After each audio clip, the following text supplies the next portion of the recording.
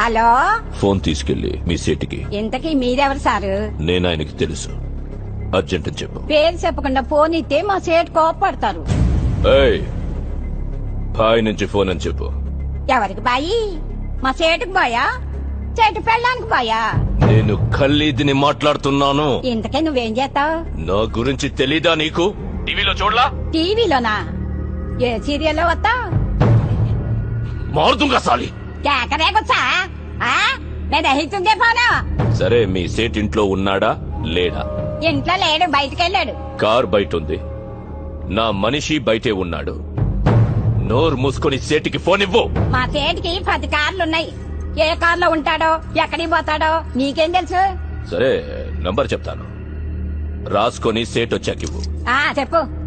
00 తెలుగులో చెప్ప. 0